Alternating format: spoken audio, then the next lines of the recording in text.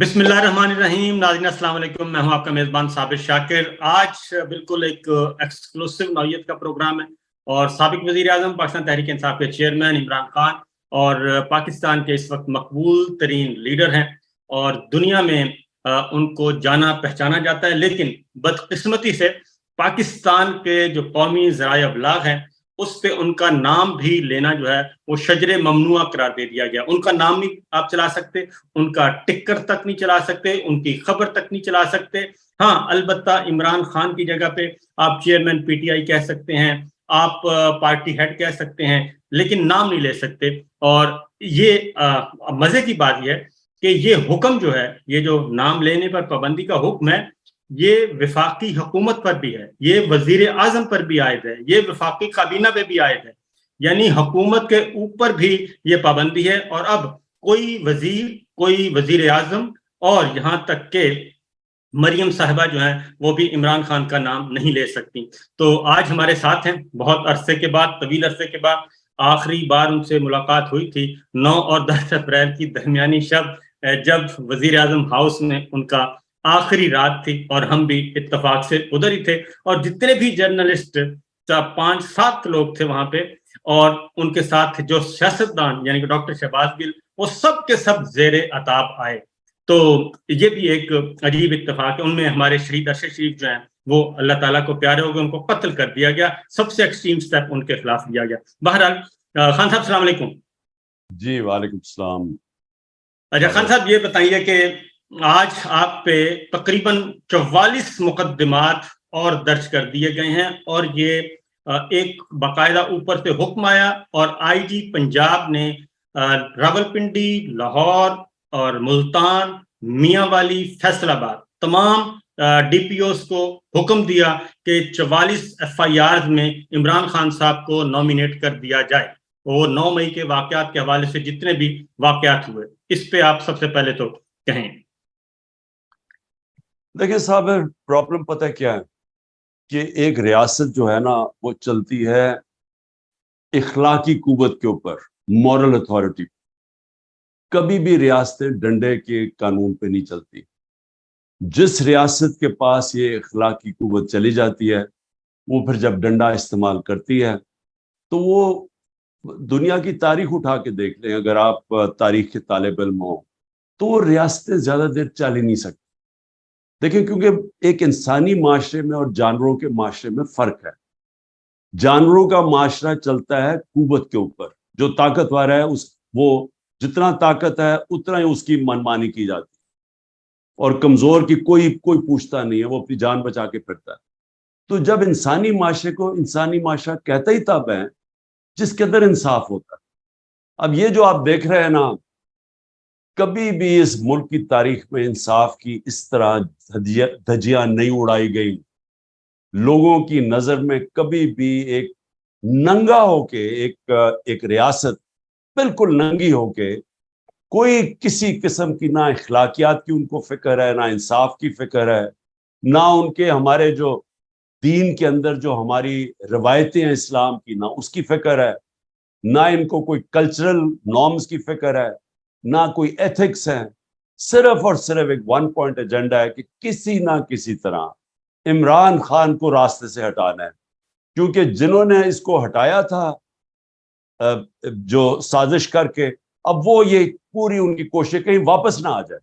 बस वापस ना आने के उसको रास्ता रोकने के लिए सारे मुल्क के इदारे तबाह किए जा रहे हैं। मुल्क की, जिस तरह मैंने कहा, इखलाकियात, हमारी अदलिया, उसके कहने नहीं, उसको बिल्कुल कोने पे लगा दिया। यानी सुप्रीम कोर्ट के फैसले नहीं माने जाते, आइन के फैसले नहीं माने जाते, ऊपर से पुलिस से जो काम करवा रहे हैं वो आप सबके सामने है। घरों में घुस के तोड़ के लूट रहे हैं घर, बच्चों को उठा के लेके जा रहे हैं, औरतों को लेके जा रहे हैं।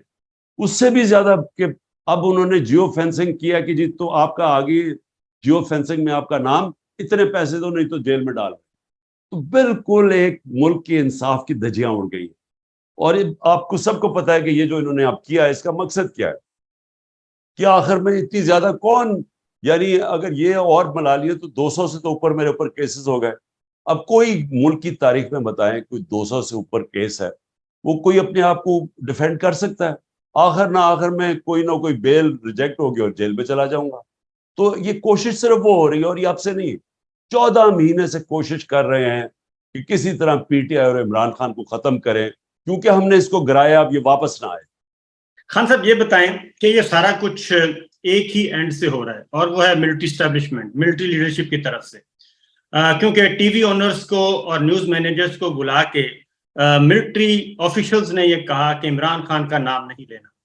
میں آپ کے ساتھ ایک خبر جو میری انفارمیشن ہے وہ یہ ہے کہ army chief general Asim Munir صاحب کو یہ یقین دلا دیا گیا ہے کہ اگر عمران خان صاحب آئے واپس اور پاکستان تحریک انصاف اقتدار میں آئی تو عاصم منیر صاحب اپنا ٹینیور آپ پورا نہیں کر سکیں گے.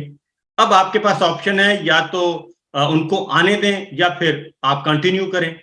تو یہ جو ایک بنیاد بیج بویا گیا ہے, اس کو کیسے آپ ختم کر سکتے ہیں؟ کیونکہ اس سینڈ پہ کل علیم خان صاحب نے بھی یہی کہا انٹرویو میں, اور اس سے پہلے شہباز شریف صاحب بھی یہ کہہ چکے ہیں, خواجہ صاحب بھی یہ کہہ چکے ہیں, کیونکہ آپ کے جنرل عاصم منیر صاحب سے ذاتی تعلقات کشیدہ ہو گئے تھے. کوئی فائل آئی تھی, آپ نے جنرل عاصم منیر کو جب BDIS تھے تو آپ نے کہا کہ یہ آپ اپنی ڈومین میں رہیں, آپ اپنی حدود سے باہر نکل رہے ہیں.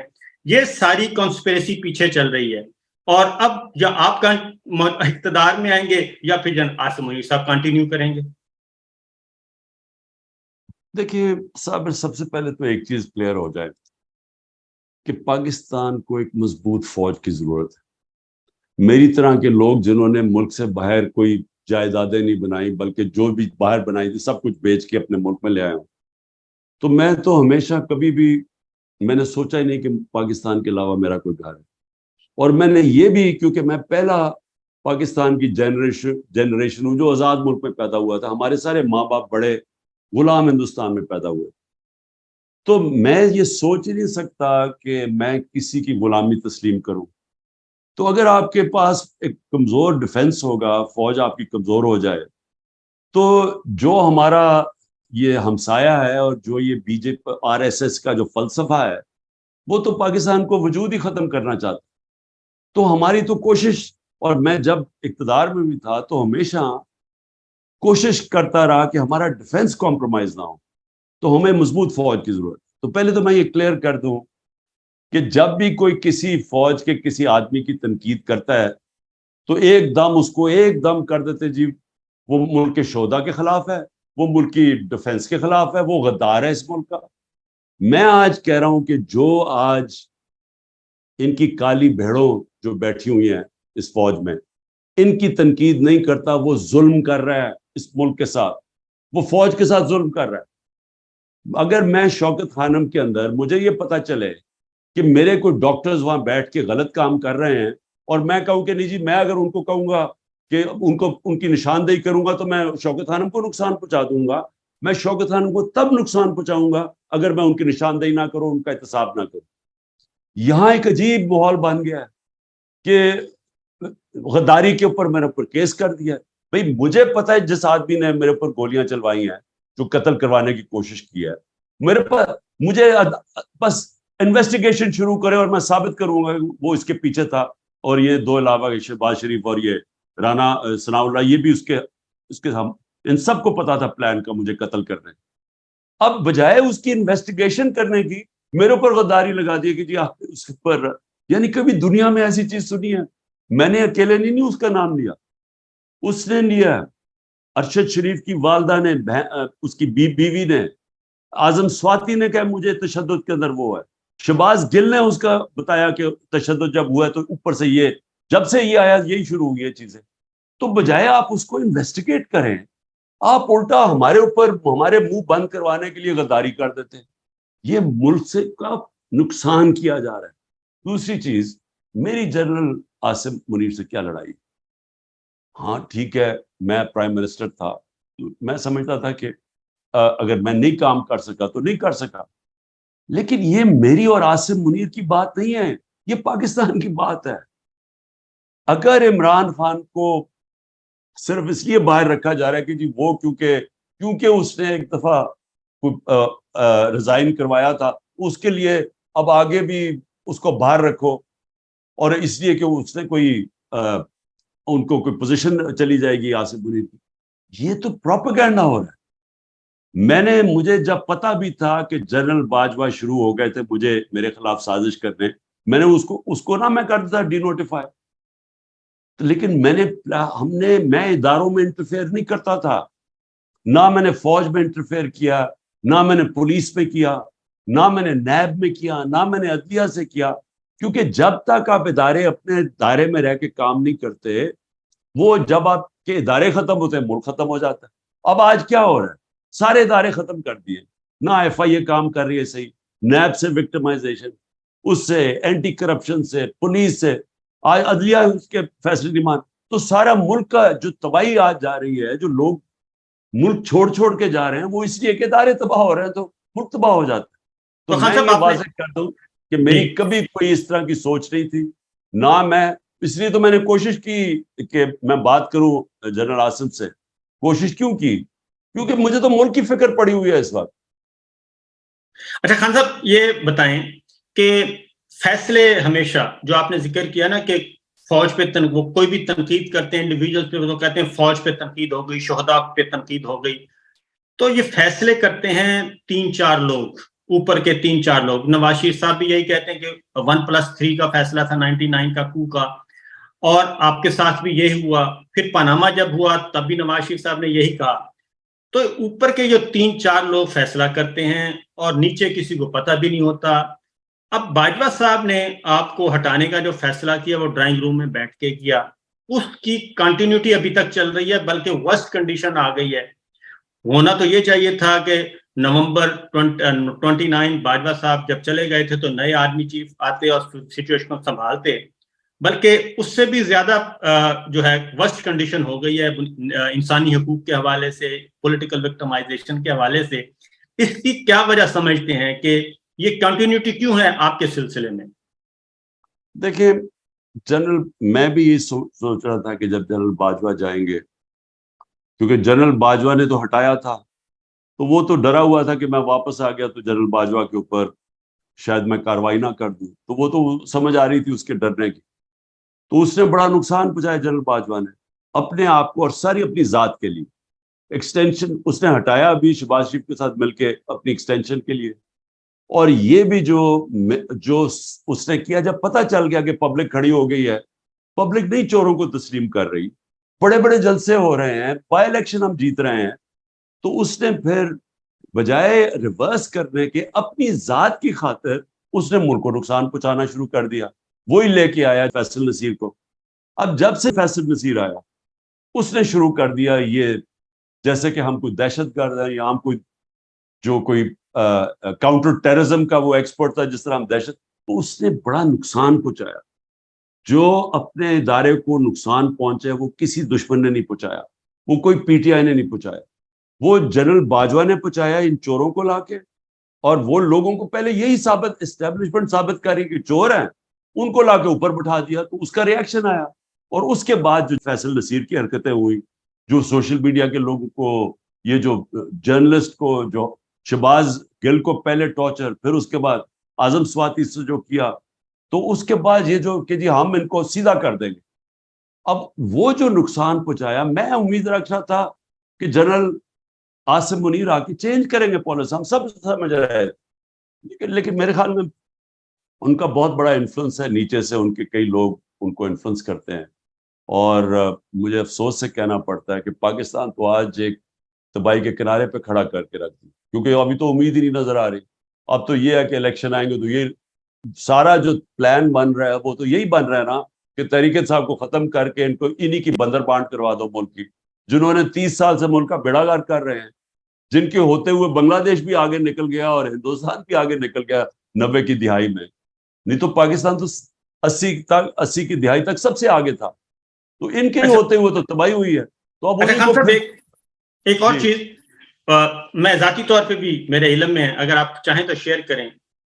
جنرل عاصم منیر کے آرمی چیف بننے سے پہلے جب تنازع ہو گیا کہ پتہ نہیں آپ اس کو اپوز کریں گے, آپ کے ساتھ بھی کامن فرینڈز نے رابطہ کیا کہ عاصم منیر صاحب اگر آرمی چیف بنتے ہیں تو آپ اپوز نہیں کریں گے, تو آپ نے بھی اس کو ویلکم کیا اور کامن فرینڈز نے آپ کو بھی قائل کیا, اور کچھ کو میں جانتا ہوں. تو جیسے ہی یہ کام ہو گیا اس کے بعد وہ کامن فرینڈز کہیں غائب ہو گئے یا کدھر چلے گئے؟ کیونکہ آپ نے ویلکم کیا آرمی چیف کو. دیکھیں جی، میں تو کسی کو جانتا ہی نہیں تھا. میں تو جب یہ پہلے تو چیز پرائم منسٹر بناتا ہے آرمی چیف کو، تو کانسٹیٹیوشنلی تو اس کا رائٹ تھا. دوسری چیز کہ میں تو کسی کو نہیں جانتا تھا. میں نے تو بار بار سٹیٹمنٹس دیے کہ جو بھی میرٹ کے اوپر آتا ہے ہم اس کو ہم مانیں گے، ہم کوئی انٹرفیئر نہیں کریں گے. میں نے تو پہلے آرمی چیف بننے سے پہلے میری سٹیٹمنٹ ساری سن رہے ہیں. اور جب عاصم منیر آئے تو میں نے ان کو میسج پہنچائی. میں نے کہا دیکھو مجھے یہ پتا چلا ہے کہ لنڈن پلان بنا ہوا اور نواز شریف نے آپ سے یہ گارنٹی لیا کہ آپ نے پی ٹی آئی کو ختم کرنا ہے اور مجھے. تو میں نے کہا مجھے یہ میسج ملی ہے، یہ ان کے بننے سے پہلے میں نے وہی جو کامن فرینڈ کی بات کرے اسے میسج پہنچائی. اس نے آگے سے کہا، انہوں نے کہا بالکل فکر نہ کرو، کوئی ایسی چیز نہیں ہو. بہرحال ہم نے تو ویسے بھی روکنا نہیں تھا. تو ڈاکٹر ابری مجھے یہاں ملنے آئے اور ہم نے فیصلہ کیا. ہم نے کہا ٹھیک ہے، ہم اپوز نہیں کریں گے. لیکن مجھے افسوس سے کہنا پڑتا ہے کہ جو اس کے بعد ہوا وہ چھوڑیں کہ عمران خان سے کیا ہوا. میرے گھر پہ یہ جو اٹیک ہوئے اور یہ جو سب کچھ، مجھے دوسری طرف میرے اوپر قتل کا کوشش کی گئی، ایک اور پھر کوشش پلان بنا ہوا تھا. وہ چھوڑے، میں ملک کی بات کر رہا ہوں کہ آج صرف ملک دیکھنے کدھر کھڑا. مجھے صرف یہ بتا دیں کہ یہ ہو سکتا ہے کہ ایک ملک جو 6% کے اوپر 6.1% کے اوپر گرو کر رہا ہو، ورلڈ بینک تعریف کر رہا ہو، وہ IMF تعریف کر رہا ہو کہ پاکستان میں سسٹینیبل گروتھ ہو رہی ہے، معاشی طور پہ آگے جا رہا ہو، اور ایک دم 1 سال کے اندر آج ملک گھٹنوں پہ ہے، بے روزگاری بڑھ گئی ہے. انہوں نے $3 ارب لیا ہے IMF سے اور بڑا خوش ہو رہے ہیں. تو $7 ارب کی ڈالروں کی کمی ہو چکی ہے 1 سال میں. یعنی جو ہم ایکسپورٹس پہ جو نقصان کم، ایکسپورٹس کم ہوئی ہیں اور جو ریمیٹنسز کم ہوئی ہیں، وہ $7 ارب کم ہوا ہے ہمارے دور سے. تو $7 ارب کم ہو کے $3 ارب کا قرضہ لے لیا. یعنی آپ کی دولت سکڑتی جا رہی ہے، آپ کی آمدنی سکڑتی جا رہی ہے اور قرضے بڑھتے جا رہے ہیں اور خوشیاں منا رہے ہیں سارے. تو یہ جو ملک کا حال کیا ہے، کوئی تو اس کا ذمہ دار ہوگا. اور میڈیا کو کنٹرول کر لیا، وہی میڈیا جو شور مچایا کرتا تھا کہ جتنی مہنگائی ہوگی. آج 38% مہنگائی ہے پاکستان میں، ہماری 12%، 12.2 یا 3 پہ. سارا میڈیا شور مچایا ہوا تھا کہ تباہ ہو گیا ملک. آج چپ کر کے میڈیا بیٹھا، کنٹرول میں آ گیا. آج کوئی بات نہیں کر رہا کہ بے روزگاری کتنی ہے. آج کوئی نہیں بات کر رہا کہ عام آدمی، تنخواہ دار آدمی کا کیا حالات ہے، بجلی کے بل کدھر چلے گئے ہیں، لوڈ شیڈنگ کتنی ہو گئی ہے. یہ سارا میڈیا چپ کر کے بیٹھا ہوا ہے. اچھا خان صاحب، یہ بتائیں کہ میڈیا تو خاموش ہے، وہ تو بہت بڑے بڑے نامور لوگ جو ہیں وہ بھی خاموش ہو گئے ہیں. اگر آپ کے ساتھ پلان یہ ہے، جو ہمارے پاس انفارمیشن ہے، کہ جیسے ہی جسٹس قاضی فائز صاحب آئیں گے، وہ چیف جسٹس آف پاکستان بن جائیں گے، اس کے بعد الیکشن کی ڈیٹ اناؤنس ہو اور الیکشن شیڈول بھی ان کے آنے کے بعد آئے، تاکہ نواز شریف صاحب کی سزائیں، بقول ان کے، یہ PMLN کی ہے کہ نواز شریف صاحب کی سزائیں ختم ہو جائیں گی، ان کی سزائیں ختم ہو کے وہ کوالیفائی کر لیں گے اور آپ کو ڈسکوالیفائی کر دیا جائے گا. اور اس کے لیے جو ماحول بنایا گیا ہے جسٹس قاضی فائز صاحب کے لیے کہ آپ نے ان کے خلاف ریفرنس فائل کیا. آپ اگر پوری بات بتا دیں، کیونکہ مجھے تو پتا ہے لیکن میں چاہتا ہوں آپ پوری بات بتا دیں کہ جسٹس قاضی فائز صاحب کو کے خلاف جب ریفرنس آیا تھا وہ کہاں سے آیا تھا اور وہ کس نے تیار کیا تھا، یہ مجھے بتا دیں، کیونکہ اس وقت DGISI جو تھے وہ کوئی اور تھے. دیکھیں، پہلے تو کیا ہوگا آگے وہ تو اللہ ہی بہتر جانتا ہے. میرا تو فیصلہ یہ ہے کہ میں جب تک زندہ ہوں تو میں تو اپنی مشن کے ساتھ کھڑا ہوں، انصاف کی تحریک کے ساتھ، کہ جب تک اس ملک کو انصاف نہیں ہوتا ویسے ہی ملک کا کوئی مستقبل نہیں. یعنی اگر آپ صرف اکانومی دیکھ لیں نا، تو جب تک اس ملک کے اندر قانون کی حکمرانی نہیں آتی، یا ملک ہمارا ملک صرف کتنی دیر آپ قرضے کس سے اور قرضے لیں گے، قرضے تو بڑھتے جا رہے ہیں. اب یہ جو قرضہ لیا یہ واپس بھی تو کرنا ہے نا اگلے سال، تو کدھر سے کرنا ہے؟ جب آپ کے پاس آمدنی سکڑتی جا رہی ہے تو قرضے کدھر سے واپس کرنی ہے؟ آمدنی تب بڑھے گی جب ملک میں سرمایہ کاری ہو. سرمایہ کاری تب ہوگی جب جو سرمایہ کار ہے اس کو ملک کے انصاف کے نظام کے اوپر اعتماد ہوگا. جب تک سرمایہ کار کبھی سب سے بزدل ہوتا ہے سرمایہ کار، کیونکہ مشکل سے اپنا پیسہ اکٹھا کرتا، تو وہ تو تب تک نہیں کرے گا جب تک اس کو ایک سسٹم پہ اعتماد نہیں ہوگا. یا تو سپریم کورٹ کے فیصلے گورنمنٹ ہی نہیں مانتی. 14 مئی کا الیکشن ہے اور گورنمنٹ کہتی ہے بھاگ جاؤ. اب وہ آ رہے ہیں ملٹری کورٹس کے خلاف، ابھی کیس چل رہا ہے، تو گورنمنٹ کے وزیر کہہ رہے ہیں جی اگر ملٹری کورٹس کے خلاف فیصلہ آیا مانتے نہیں، تو جو سپریم کورٹ کا فیصلہ نہیں مانتے کس نے اپنا پیسہ لے کے آ رہا ہے؟ تو ان کو سمجھ ہی نہیں آ رہی کہ ملک کا جو فیوچر ہے وہ ڈپینڈنٹ ہے گورننس، وہ آئے گی رول آف لا سے. اب آ جائیں جی کہ قاضی فائز صاحب کا ریفرنس. میں قاضی فائز صاحب کو زندگی میں کبھی نہیں ملا. میں جب ابھی نیا پرائم منسٹر بنا تھا، سامنے آ گیا کہ جی ان کی یہ 3 پراپرٹیز ہیں انگلینڈ میں. ابھی نواز شریف کو ڈسکوالیفائی ہوا تھا. میں نے اپنا سارا میرا عدالت پہ وہ لنڈن فلیٹ کا چلا، جو میں نے 10 مہینے کوئی 64 جا کے ثبوت دیے ان کو، کدھر سے آیا پیسہ، خریدا کدھر سے، منی ٹریل دی کہ پیسہ میں وہاں سے بیچ کے حلال کے پیسے پاکستان لے کے آ رہا ہوں، لیکن میں نے پوری ٹریل دی. نواز شریف کے وہ لنڈن کے فلیٹس تھے. اب یہاں آ گیا کہ جی ان کے 3 باہر فلیٹس ہیں. کیا 3 راستے تھے، 3 ہی راستے تھے نا. یا میں یہ کہہ دیتا کہ جو قانون کے اوپر ہیں تو ہم کچھ نہیں کرتے، اگر وہ آئین میں لکھا ہوتا ہم کچھ بھی نہ کرتے. دوسرا یہ تھا کہ ہم کوئی ایکشن لیتے، وہ ہم نے نہیں لیا. ہم نے وہ کیا جو کہ تیسرا ایکشن تھا کہ جی عدلیہ خود ہی فیصلہ کر لے اس کے اوپر، وہ سپریم جوڈیشل کاؤنسل میں چلا گیا. میں یہ پوچھنا چاہتا ہوں کہ میری جگہ اور کوئی ہوتا تو کیا کرتا؟ اور مجھے لگا ایسے ہے کہ جناب یہ بڑا ایک ان کو برا لگا، لیکن میں تو قاضی فائز عیسیٰ صاحب سے پوچھتا ہوں کہ وہ میری جگہ ہوتے تو کیا کرتے. اگر ان کے سامنے یہ، یا تو آپ کہنا قانون کے اوپر ہے تو آپ کچھ نہ کرتے. اوپر سے لنڈن فلیٹس کے اوپر کہانی بھی آئی ہوئی تھی میری اور نواز شریف. تو میں نے تو وہی کیا کہ آپ عدلیہ ہی فیصلہ کر. لیکن اس سے جہاں تک مجھے خبر ہے کہ ان کو یہ چیز بہت بری لگی، اور اس لیے لوگ یہ سمجھ رہے ہیں کہ جب وہ آئیں گے تو وہ بڑا کوئی انتقام لیں گے میرے سے. لیکن عدلیہ کے اندر تو یہ چیز ہوتی نہیں ہے. جج کی تو پہچان ہوتی ہے اس کی ججمنٹس. میرا اچھا برا کہنا یا کسی کا پبلک، وہ تو ڈپینڈ کرے گا کہ وہ کس طرح کے فیصلے کریں گے، اس کے اوپر ان کا نام اوپر یا نیچے جائے گا.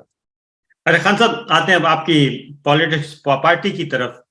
آپ کے یہ مشکل ترین وقت آیا، پہلا مشکل وقت تھا، اور اس میں بہت سارے دودھ پینے والے جو مجنوں ہیں وہ آپ کو چھوڑ کے چلے گئے، اور ایسے ایسے کردار جن کو آپ نے بہت عزت دی، علی زیدی اور گورنر سندھ عمران اسماعیل، وہ چلے گئے، اور سیف اللہ نیازی صاحب چلے گئے. یہ جو لوگ گئے ہیں، ان کے جو چلے گئے ہیں اور کچھ خاموش ہو گئے ہیں. شفقت محمود صاحب خاموش ہیں. ان کا مستقبل کیا ہوگا جب آپ واپس؟ کیا کوئی پالیسی چینج ہو سکتی ہے کہ جناب بس ٹھیک ہے، عام معافی کا اعلان کرتے ہیں، یہ مشکل وقت تھا، چلے گئے، واپس لے لیتے ہیں ان کو؟ دیکھیے صابر، یہ بڑا مشکل اس کا جواب. مشکل جواب کیوں؟ کہ میں جو بھی، اگر میں یہ کہتا ہوں کہ جی میں ان کو کئیوں کو معاف کر دوں گا، کیونکہ یہ میرا ایمان ہے کہ جو بھی یہ کر لیں، ایک پارٹی جس کے ساتھ عوام کھڑی ہو جاتی ہے اس کو کوئی ہرا نہیں سکتا. اور یہ دنیا کی تاریخ بھی یہ ثابت کرتی ہے کہ ایک بار قوم کھڑی ہو جاتی ہے ایک طرف، پبلک اوپینین جب جڑ جاتا ہے نا کسی کے ساتھ، تو وہ آپ جو مرضی حربے استعمال کریں، اس نے جیتنا اسی نہیں. تو میرے سے یہ لوگ سوال پوچھتے ہیں کہ اس کا کیا آپ جواب دیں گے یہ اگر وہ واپس آنا چاہیں. میرے خیال میں یہ مشکل اس لیے ہے کہ اس وقت بڑے ایسے لوگ ہیں جو بڑی مشکلیں برداشت کر رہے ہیں. آپ یقین کریں، میں تو ان کو سلام کرتا ہوں کہ جو اس وقت جس طرح کی ان کی فیملیز کے اوپر زور ڈالا ہوا ہے، کئیوں کے بھائی پکڑ لیے ہیں، کئیوں کے بچوں کو انہوں نے پکڑا ہے، بزنسز بند کر دیے ہیں، رشتہ داروں کے گھر چلے گئے ہیں، گھر توڑ دیے ہیں، گھر لوٹے ہیں. یعنی اس سارے، اور کئی جیلوں میں پڑے ہوئے ہیں، اور ان سے صرف کہتے ہیں کہ جی ایک چیز کہہ دو کہ عمران خان کے ساتھ اب چھوڑ رہے ہیں، تو وہ ان کو چھوڑنے کے لیے بھی تیار ہے، لیکن اس کے باوجود وہ کھڑے ہوئے. تو میں اس وقت مسئلہ یہ ہے کہ میں کس طرح وہ جو لوگ اس وقت سارا پریشر برداشت کر رہے ہیں، میں ان کو کیسے فیس کروں گا اگر میں وہ لوگ جنہوں نے پریشر کے باوجود ہی پارٹی چھوڑ گئے. لیکن کئیوں کو مجھے پتا بڑا پریشر پڑا، مثلا شیرین مزاری ہے، مجھے پتا ہے کہ اس کی برداشت سے اوپر چلا گیا، جو اس نے وہ کرنا چاہتی تھی، جو انہوں نے اس سے کیا ہے، جو اس کی صحت کا حال تھا شیرین کی، پھر اس کی بیٹی تھی، میرے خیال میں اس نے وہ اس لیول پہ لے گئے کہ وہ برداشت نہیں کر سکتی. لیکن وہ دیکھیں اس نے کسی پارٹی میں نہیں گئی، اس نے کوئی اسٹیٹمنٹ نہیں دی. تو ایسے بھی لوگ ہیں، تو ان کے لیے ہم اور طرح جب انشاءاللہ جب وقت اچھا آئے گا. لیکن یہ آسان نہیں ہے، اس کا یعنی فیصلہ کرنا آسان نہیں ہے. دوسری جانب علی محمد خان ہیں، شہریار افریدی ہیں، میاں محمود رشید ہیں، چودھری پرویز الہی صاحب ہیں، یاسمین راشد ہیں، عالیہ حمزہ ہیں، عمر سرفراز چیمہ ہیں، اعجاز چودھری ہیں، عامر ڈوگر ہیں، فردوس شمیم نقوی ہیں. یہ بھی تو خان صاحب فیس کر رہے ہیں نا، جبکہ یہ جو جتنے بھی میں نے دودھ پینے والے مجنو ہیں وہ بالکل آرام سے چلے گئے، یہ سب لوگ فیس کر رہے ہیں. تو ان کے بارے میں آپ کیا کہیں گے؟ خاص طور پہ میں چودھری پرویز الہی صاحب کے بارے میں آپ سے بات ضرور کروں گا. جی، میں سب سے زیادہ تو حیران ہوں چودھری پرویز الہی پہ، کیونکہ اس عمر پہ، اور مجھے جو پتا ہے کہ انہوں نے جان کے جیل میں ان کے لیے بڑی سخت کنڈیشنز رکھی ہوئی ہیں، وہ سب کچھ برداشت کرنا، تو میں تو سلام کرتا. میں نہیں سمجھتا تھا کہ وہ اس طرح کا جو سختی ہے وہ کر سکیں گے. اور پھر جب سارے آپ نے نام لیے، دیکھیں آج شہریار افریدی سے جو کیا، اس کی بیوی کو پکڑ لیا، پھر ایک دوسری جگہ بیوی پکڑنے، اس کو بچوں کے ساتھ پکڑنے کی کوشش کی. تو علی محمد جس طرح اس کے اوپر پریشر، اور پھر یہ میاں محمود رشید، اعجاز چودھری، عمر چیمہ، بیوی پکڑ لی اس کی، بیوی گئی عدالت میں، اس کو پکڑے جیل میں. یعنی یہ پہلے تو یہ ہماری ساری روایتوں کے خلاف. اسلام میں جب نبی صلی اللہ علیہ وسلم جنگ پہ جاتے تھے تو یہ تو اپنے ہیں نا، وہ دشمنوں کو کہتے تھے کہ آپ نے ان کی عورتیں، بچے اور بوڑھوں کو کچھ نہیں کہنا، یعنی حکم ہوتا تھا فوج کو. تو یہاں تو اپنے لوگوں سے وہ کر رہے ہیں جو کہ مقبوضہ کشمیر میں ہوتا ہے، اور جو فلسطین کے ساتھ اسرائیل کر رہا ہے، ہمارے سے وہ کیا جا رہا ہے کہ عورتوں کے اوپر پہنچ گئے. تو یہ ساروں کی بڑی اسپیشل جگہ ہوگی، اور انشاءاللہ پارٹی میں بھی ان کی بڑی اسپیشل جگہ ہوگی انشاءاللہ. اور سر یہ بتائیں کہ سینٹ آپ کے پاس ہے، سینیٹرز موجود ہیں، محسن عزیز صاحب ہمیں کافی ایکٹیو نظر آتے ہیں، شہزاد وسیم بھی ہیں. میں نے خود لوگوں کو کہا ہوا کہ دیکھیں کئی لوگ جو جن سے مثلا مراد سعید ہے، جس طرح اعظم سواتی ہے، یعنی وہ لوگ جن کو قاسم سوری ہے ہمارا بلوچستان، قاسم سوری کے بھائی کو پکڑ کے لے گئے، بزنسز بند کر دی اس بیچارے کی ساری. ایک بھائی کو لے گیا، دوسرا بھائی بھاگا ہوا ہے. تو یعنی وہ تین ہی بھائی تھے، اکٹھے رہتے تھے، تو ان کی والدہ اکیلی ہیں، یعنی ان کی جو بیوی ہیں. تو یہ ان ساروں کے اوپر انہوں نے یہ اس طرح کا تشدد کیا ہوا اور زور لگا رہے ہیں. تو میں پھر سے یہ کہوں گا کہ میں تو ان کو خاص یہ جگہ میرے دل میں بھی ہوگی، اور پارٹی میں بھی انشاءاللہ ہم کبھی ان کو نہیں بھولیں گے. اچھا خان صاحب، آپ پہ پریشر ڈالا جا رہا ہے، پیغامات بھجوائے گئے پچھلے دنوں بھی کہ آپ پارٹی کی لیڈرشپ سے الگ ہو جائیں، یعنی آپ الیکٹورل پالیٹکس سے الگ ہو جائیں، الیکشن نہ لڑیں تاکہ وزیر اعظم نہ بن سکیں، پارٹی کسی اور کے حوالے کر دیں، یا پھر آپ باہر چلے جائیں، کچھ دیر کے لیے ریسٹ کر لیں اور یہ الیکشن ہو لینے دیں. اس الیکشن کے بعد آپ آ جائیں، اس الیکشن کو آپ کے بغیر لڑنا چاہیے، اور پارٹی آپ کی اگر آنا چاہے تو کوئی ہمیں اعتراض نہیں ہوگا. تو کیا آپ نے اس بارے میں بھی کوئی پلان بی بنایا ہوا ہے، کوئی آصف علی زرداری صاحب ٹائپ کا، کہ آپ پیچھے بیٹھ کے پارٹی چلائیں اور پارٹی کسی اور کے حوالے کر دیں، کوئی کمیٹی بنا دیں اسپیشل قسم کی، سپر کمیٹی، وہ سارے معاملات دیکھیں جیسے آپ نے بنائی بھی تھی؟ دیکھیں آصف علی زرداری یا نواز شریف، یہ کوئی پالیٹکس میں کسی بڑے مقصد کے لیے نہیں آئے، یہ پیسے بنانے ہیں. ان کا اگر پیسہ بنتا رہے گا، ان کو کیا فرق پڑتا ہے؟ پیچھے پریزیڈنٹ بن جائے گا، اوپر بیٹھ کے پریزیڈنٹ بن کے 50 دفعہ دبئی کی نجی وزٹس پہ جا رہے ہیں. وہ نواز شریف پرائم منسٹر بن کے 22 دفعہ لنڈن پرائیویٹ وزٹس پہ گیا ہے. میرے بچے تھے وہاں، میں 3.5 سال میرے بچے وہاں انگلینڈ میں، 2 دفعہ مجھے دعوت ملی انگلینڈ میں جانے کے لیے پرائم منسٹر. اس پہ آپ پہ بہت اعتراض ہوتا ہے، آپ پہ بہت زیادہ تنقید ہو رہی ہے کہ آپ نے یہ انویٹیشن کیوں نہیں قبول کیا.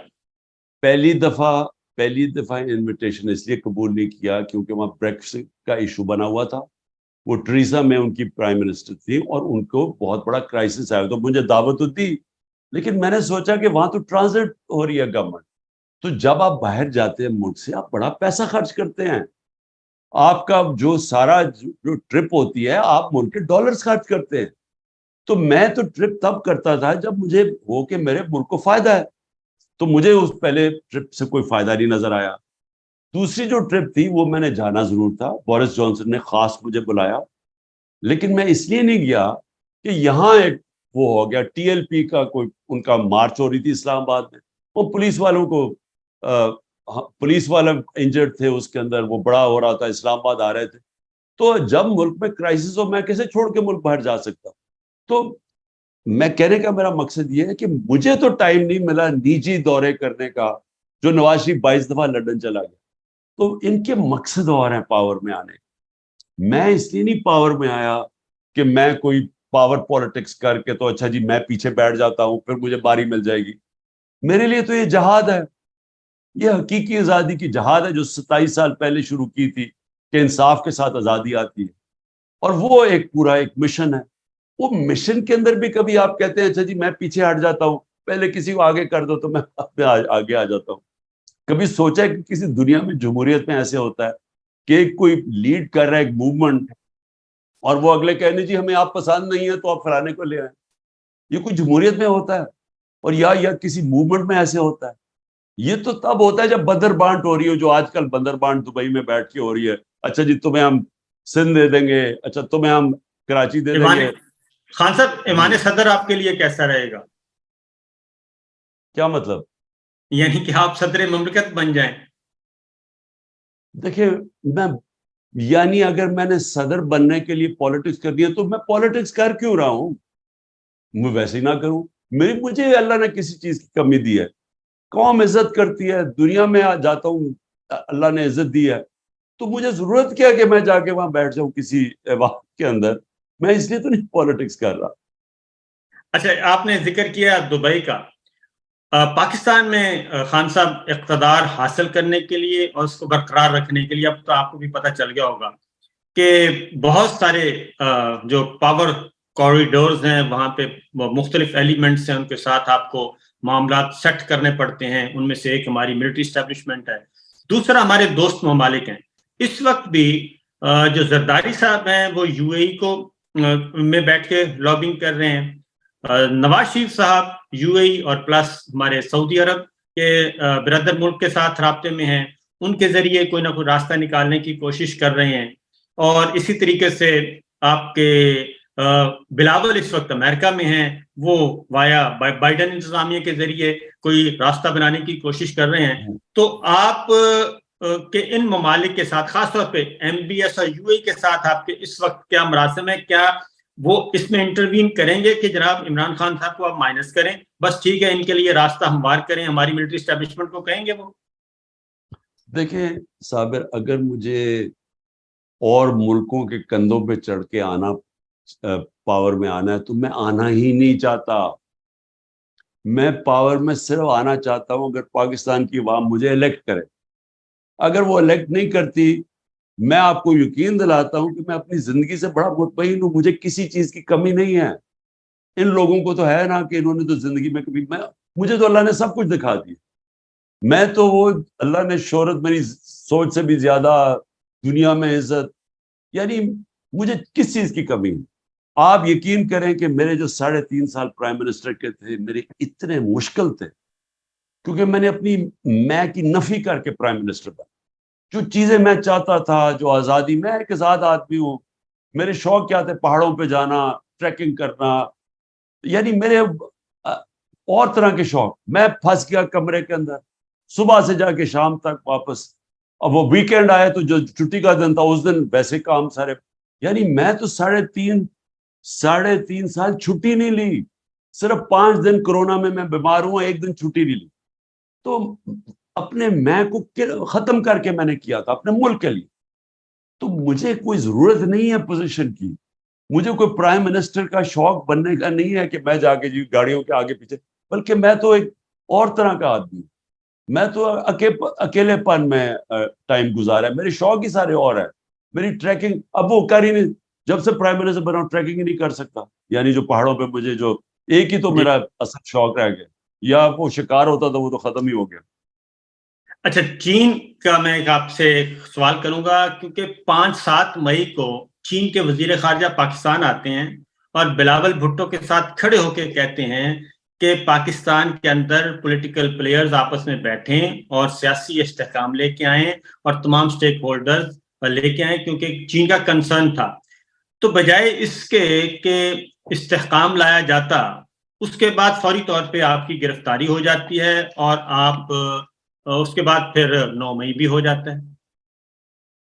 دیکھیں اس وقت کیا ہو رہا ہے، اسٹیبلشمنٹ اور یہ ساری پی ڈی ایم پارٹی یہ سب مل کے 1 پوائنٹ ایجنڈا پہ ہے، اور وہ ایجنڈا یہ ہے کہ عمران خان کو باہر رکھنا. اب عمران خان کو باہر رکھنے کا مطلب کہ ملک کی جو سب سے بڑی سیاسی جماعت ہے اس کو آپ نے باہر رکھنا، اور باہر کیسے رکھنا، اس کو ختم کریں.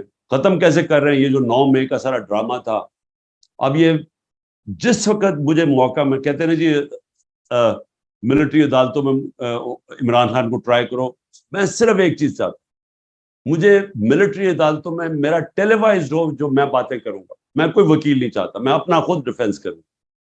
میں یہ ثابت کروں گا کہ سارا پری پلان تھا. یہ پلان ہی یہ تھا کہ 14 مہینے سے کرش کرنے کی کوشش کر رہے تھے وہ، انہوں نے وہ 9 مئی کو استعمال کر کے تو یہ جو 48 گھنٹے میں 10,000 لوگوں کو پکڑ لیا. تو پہلے سے پلان ہوگا تو پکڑا تھا نا. جس پارٹی نے کبھی کوئی توڑ پھوڑ نہیں کی، جب گولیاں لگی تو نہیں کی، تو ایک دم جب انہوں نے جلانا گھرانا شروع کر دیا تو یہ پری پلان تھا. کہنے کی میں یہ کوشش کر رہا ہوں کہ یہ جو لوگ اوپر بیٹھے ہوئے ہیں اسٹیبلشمنٹ، اور یہ اس وقت پاکستان کا نہیں سوچ رہا ہے. وہ جو چائنیز نے جو بات کہی تھی وہ ملک کا سوچ رہا تھا. کوئی بھی آدمی آج پاکستان کا سوچ رہا ہے وہ ایک ہی چیز کہے گا کہ پولیٹیکل سٹیبلٹی لے کے آؤ. پولیٹیکل سٹیبلٹی آئے گی صاف اور شفاف الیکشن سے. اگر آپ صاف اور شفاف الیکشن نہیں کروائیں گے، جو بھی یہ حربے استعمال کر رہے ہیں، جو بندر بانٹ کر رہے ہیں، یہ ملک کو تباہی کی طرف لے کے جا رہے ہیں. دیکھیں ملک کو چاہیے بڑی سخت ریفارمز. کوئی بھی ریفارم نہیں کر سکتا جب تک پبلک اس کے ساتھ نہ کھڑی ہو. جب آپ ایک پبلک مینڈیٹ لے کے آئیں گے پھر ہی آپ ریفارمز کر سکتے ہیں. یہ 14 مہینے میں نے ملک کا تو جو ملک سے کیا کوئی دشمن بھی نہ کرے، تو اب انہی کو کہیں گے کہ یہ پھر سے ریفارمز کریں گے. یہ کیسے کریں گے؟ اور کوئی اور یہ سمجھ رہے جی ٹیکنوکریٹک سیٹ اپ آگے کرے گا. آج تک کسی ٹیکنوکریٹک سیٹ اپ نے آگے کوئی ملک ٹھیک کیا؟ ملک ٹھیک مہاتر نے کیا، ملیشیا مہاتر نے بدلا. اس کے بعد جو سنگاپور تھا وہ لی کوان یو نے ایک پرائم منسٹر نے پبلک مینڈیٹ سے بدلا. جو بھی ملک بدلے جاتے ہیں وہ پبلک کی پاور ہوتی ہے، پھر پبلک ساتھ ہوتی ہے اصلاحات کے لیے، اور پھر ایک قوم بنتی ہے. یہ تو الٹا جا رہے ہیں. یہ تو ان لوگوں کے اوپر بٹھا رہے ہیں جن لوگوں نے ملک کو یہاں پہنچایا کہ بنگلہ دیش بھی آگے نکل گیا، اب وہ ملک ٹھیک کریں گے. شہید ارشد شریف اور عمران ریاض یہ بھی صرف اس وجہ سے زیر عتاب ہیں، اور باقی بھی جرنلسٹ ڈاکٹر معید ہیں، شاہین سے بھائی ہیں، وجاد سعید خان ہیں، میں خود ہوں. تو یہ خان صاحب اس پہ آپ کیا کہیں گے کہ میڈیا سارا کے سارا میڈیا آرام سے قبول کر لیا؟ انہوں نے 1-2 آفیسرز نے بلایا، ان کو کہا شٹ اپ، آج کے بعد اس سے آگے نہیں بڑھنا اور عمران خان کا نام نہیں لینا، اور انہوں نے کہا ٹھیک ہے. دیکھیں صاحب، یہ اور آخری میرا سوال، کیونکہ میرے لوگ انتظار کر رہے ہیں، سنو میری بات. دیکھو بدقسمتی سے میڈیا اونرز کے بزنس انٹرسٹ ہے، اور وہ بزنس انٹرسٹ اور میڈیا کو ساتھ ساتھ چلاتے ہیں. اب میں ایک نے پوری ایک چینل خرید لی ہے، اور اس کے پاس وہ جو اس کی بزنس ہے وہ 2 نمبر بزنس ہے، تو وہ چینل کو استعمال کرتے ہیں بلیک میل کرنے کے لیے. تو یہ یاد رکھیں کہ یہ جو سارا مجھے درس دیتے تھے آزادی رائے کے، اور ہم حالانکہ وہ کوشش کر رہے تھے کہ ریسپانسبل جرنلزم ہو، فیک نیوز کے اگینسٹ.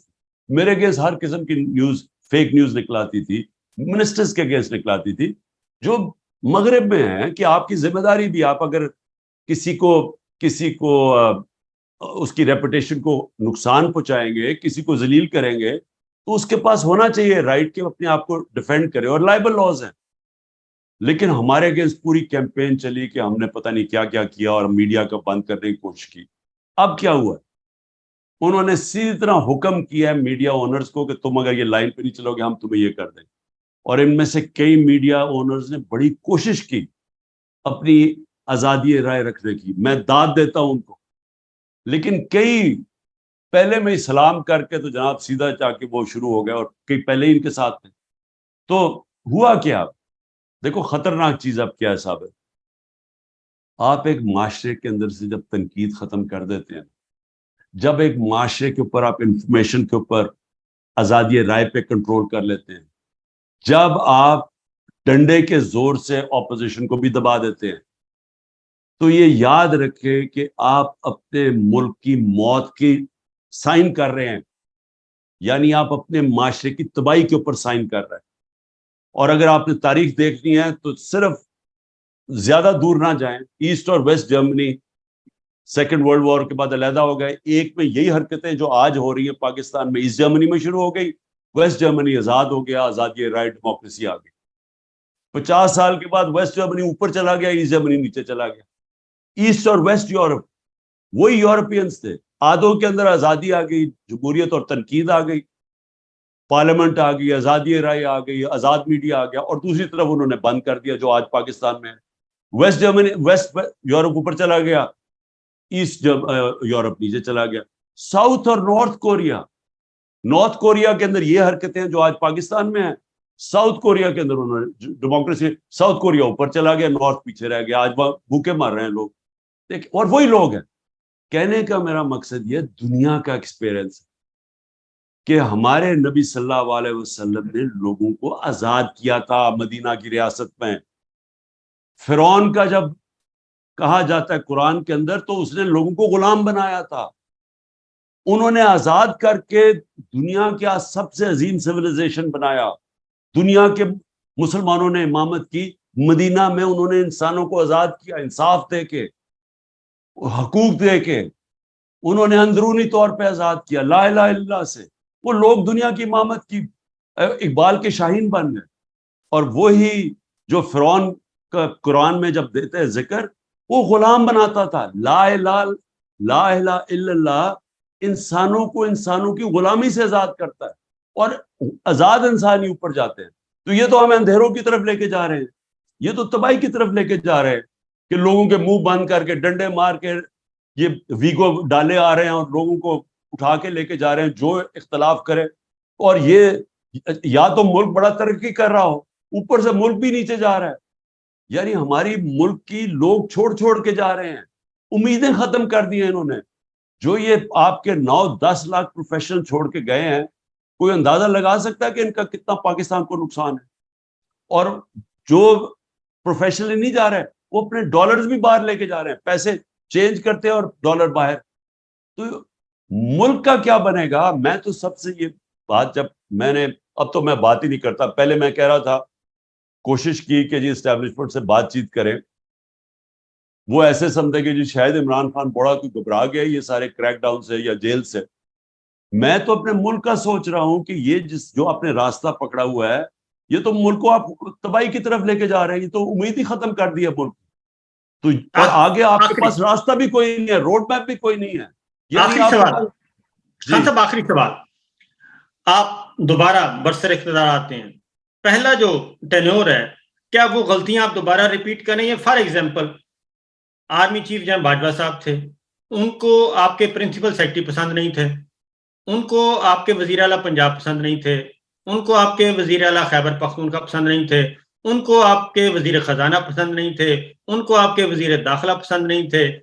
تو یہ سارا کچھ ہو رہا تھا, تو کیا آپ ایک تو یہ بتائیں لوگوں کو کہ آپ کے ساتھ کیا کچھ ہو رہا تھا, کہ آپ کس حد تک آزاد تھے اس وقت, پھر آپ کے ساتھ جو یہ چھوٹی جماعتیں ساتھ لگا دی گئیں, تو آنے والا وقت کیا آپ کمپرومائز کر کے آئیں گے اور دوبارہ سے وہی غلطیاں دہرائیں گے, یا پھر انڈیپینڈنٹلی آپ ہائیبریڈ رجیم نہیں بلکہ ایکچوئل جو ڈیموکریسی ہے وہ لے کے آئیں گے؟ دیکھیں جی, پہلے فیصلہ کر لیں کہ پاکستان کو اس دلدل میں سے نکالنا یا نہیں نکالنا, یا ہم نے یہی بندر بانٹ کر دی. یہ بندر بانٹ ہی کر رہے ہیں نا آپ, یہ جو اب دبئی میں ہو رہے ہیں بندر بانٹ ہو رہی ہے کہ آپ کو یہ ہوگا یہ شیئر آپ کا, یہ شیئر آپ کا, اور کیا ہو رہا ہے؟ بندر بانٹ کرنا ملک کا کوئی مستقبل نہیں.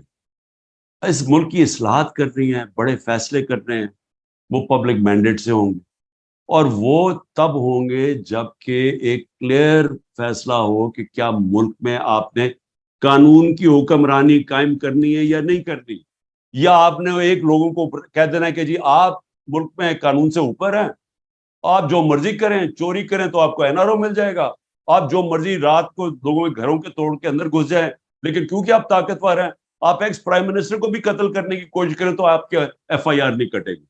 اگر تو یہ ملک چلانا ہے, آج میرے سے صابر سن لو, ملک کا کوئی مستقبل نہیں رہا. یہ ملک بڑی تیزی سے ہی ہمیں نیچے لے کے جا رہے ہیں, اور مجھے افسوس سے کہنا پڑتا ہے جس تیزی سے ہندوستان اوپر جا رہا ہے, خطرہ یہ ہے کہ وہ ملک تیزی سے اوپر جا رہا ہے جو ابھی امریکہ سے ڈیل کر کے آیا ہے, وہ نریندر مودی, جب اس نے تکبر میں کہا کہ جی پاکستان کو تو بھول ہی جاؤ, اپنے ہی بوجھ میں مرنے والا ہے. تو وہ ٹھیک کہہ رہا ہے کہ اگر ہم نے اسی طرح چلتے رہے ہم گئے. دوسری طرف یہ کہ دیکھیں پرائم منسٹر جس کو آپ ذمہ داری دیتے ہیں, جو پبلک سے مینڈیٹ لے کے آتا ہے, اتھارٹی اس کی ہوتی ہے. جنرل باجوہ کون ہوتا ہے کہنے والا کہ جی مجھے تمہارا پرنسپل سیکرٹری نہیں فلانا نہیں پسند تو CM نہیں پسند, بھی مینڈیٹ تو میں لے کے آؤں, مجھے لوگوں نے جج کرنا ہے بعد میں کہ الیکشن میں کہ انہوں نے فیصلہ کرنا ہے کہ میں نے ٹھیک, میرے ملک ٹھیک چلایا یا نہیں. تو جنرل باجوہ اگر اتنے بڑے جینیس تھے تو وہ جو یہ لے کے آئے ہیں 14 مہینے کا یہ جو سیٹ اپ ہے, جنہوں نے ملک کا بیڑا غرق کر کے رکھ دیا ہے, تو وہ مجھے ذرا سمجھائے نا کہ یہ اسحاق ڈار کو سمجھتا تھا بہت بریلینٹ ہے, اور یہ شہباز شریف کو. تو یہی سلیکشن ہوئی نا اس کی کہ وہاں اس گورنمنٹ کو جو 6.21 سے 4% پہ جو گرو کر رہی تھی اس کو ہٹا کے تو ان کو لے کے سارا کچھ ہی ملک کا ایک چیز بتائے کہ انہوں نے بہتر کی ہو. تو اس کا مطلب کہ وہ جو اپنے آپ کو سمجھتا تھا کہ میں سارا, کیونکہ پاور اتنی زیادہ تھی, وہ تکبر میں سمجھتا تھا سب کچھ جانتا ہے. بھئی آخر میں یہ سمجھائے کہ اکانومی پاکستان کی جو ہماری دور میں تھی, کرونا میں کس نے کرونا میں نکالا ہے؟ یہ تو سارے مجھے کہہ رہے تھے ملک کو لاک ڈاؤن کر دو. جنرل باجوہ کا 2 دفعہ ٹیلی فون آیا کہ جی وہ دیکھیں ساری دنیا میں لاک ڈاؤن کیا ہوا ہے, آپ کے اوپر بڑے برا وقت آئے گا اگر یہ پھیل گئی. میں نے فیصلہ کیا تھا روکنے کا کہ میں نہیں کرتا لاک ڈاؤن, غریب مر جائے گا. تو میری ذمہ داری تھی نا. تو اللہ کا کرم ہے کہ دنیا نے ہمیں کہا کہ وہ ملک ہے جس نے سب سے بہترین. امریکہ کا جو فائنینشیل ایڈوائزر تھا ٹرمپ کا, اس نے کہا پاکستان کو اگر ہم فالو کرتے ہیں تو ہم 10 خرب ڈالر بچا سکتے ہیں اپنے ملک کے, جو ہماری پالیسیز تھی. تو پوائنٹ یہ ہے کہ جس کی ذمہ داری ہے, میں کچھ اور کہہ رہا ہوں صابر, ذمہ داری میری ہے, اتھارٹی وہ مجھے کہہ رہا ہے کہ جی وہ اس کو چینج کر دو اور علیم خان کو لے آؤ. میں اس کو سمجھاتا رہا, میں نے کہا مجھے LDA نے پریزنٹیشن دی ہے کہ 200 ارب روپے کی زمین اس نے اس کے اوپر قبضہ کیا ہوا, اس نے فارسٹ کی زمین, LDA نے پریزنٹیشن دی ہے, میں پہنچا رہا ہوں اسے. وہ کہتا نہیں جی اس کو لے آؤ, اس کے لیے کرپشن کوئی بری چیز ہی نہیں تھی. تو دیکھیں یہ غلط ہے کہ آپ یہ چاہیں کہ آپ اگر یہ چاہتے ہیں کہ میں نے ایسا کمپرومائز کر کے آنا ہے کہ ہم صرف میں پرائم منسٹر بن جاؤں تو باقی سب کچھ ٹھیک ہے, میں وہ پرائم منسٹر بننا ہی نہیں چاہتا. اور لاسٹلی ٹائم ختم ہو رہا ہے کہ فورن پالیسی پہ بھی خان صاحب یہی ایشو ہے, فورن پالیسی بھی پرائم منسٹر نہیں ڈیل کرتے. دیکھیں فورن پالیسی میں تو ہمیں کوئی 3 سال تو کوئی مسئلہ نہیں بنا. فورن پالیسی میں تو جو میری فورن پالیسی جو تھی وہ بڑی اسٹریٹ فارورڈ تھی کہ میں تو فورن پالیسی بنا رہا تھا پاکستان کے لیے کہ میری قوم کے لیے بہتری کیا, اور میں سمجھتا ہوں کہ نان الائنڈ فورن پالیسی جو ہندوستان کی ہے ہمیں وہ فالو کرنی چاہیے, ہمیں کوئی کسی کی غلامی نہیں کرنی چاہیے. لیکن آخری 6 مہینے میں جنرل باجوہ کی کوئی اور ویوز ہو گئے تھے, وہ مجھے کچھ سمجھ نہیں آئی کہ ہوا کیا اس کو ایک دم. وہ میں ڈیپ جاؤں گا نہیں, تو آخری 6 مہینے میں اس میں کوئی شک نہیں کہ وہ ایک دم ڈائیورجنس, لیکن 3 سال تک تو کوئی پرابلم نہیں تھا, فورن پالیسی پہ کنسنسس تھا. اوکے جی, تھینک یو صاحب, بہت شکریہ.